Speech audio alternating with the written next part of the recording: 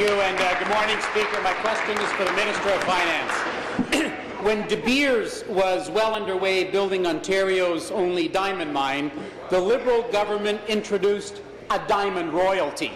This new tax shocked the owners of the Victor mine, as they had already spent over $1 billion in development.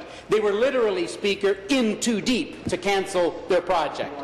Last year, Cliffs Resources, one of the senior mining companies exploring in the Ring of Fire, did cancel their project. In fact, not only did they sell off their Ring of Fire property, they actually left Ontario. Speaker, I ask the Minister, did the Liberal government ever propose a chromite royalty? Is that why Cliffs left Ontario? Question. Minister of Finance. Minister of Northern Development and Mines, Mr. Speaker. Minister of Northern Development and Mines. For the question, I thank the member for the question, and the reality is, of course, that we have an extraordinarily positive working relationship with De Beers, and one of the great opportunities we have in the province was the Victor Diamond Mine, which opened up in 2008, and I know that De Beers has continued to look to how they can operate and find another extension of their property, so that's going to be good news in the future, and we're going to keep working with them. As for the work that we're doing right now on the Ring of Fire, the member knows well, and it would be certainly helpful if, rather than always trying to talk down the great economic opportunity we have in the Ring of Fire, that they worked with us to support the work that we're doing, which includes the work that Northern Resources is doing, includes the extraordinarily real effort we're making with the First Nations to bring everyone together so we can see real partnership on this opportunity, this great resource development opportunity for all of the province of Ontario. Supplementary.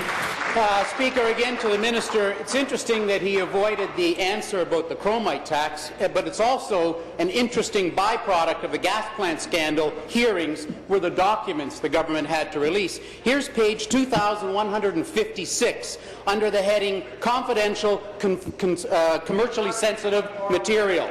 The section on Cliffs reads, quote, the province created a chromite royalty. Quote, expected revenue from the new chromite royalty, which was created for this Ring of Fire project, ranged from $6.6 million to $34.4 million per year. A major mining discovery is made, and the very first thing this Liberal government thought of was, how can we tax them more? Well, they taxed them right out of Ontario. Question. Speaker, will the Minister now admit their failed policies and new tax meant that thousands of people aren't working in the Ring of Fire today? Be seated, please. Be seated, please. Thank you.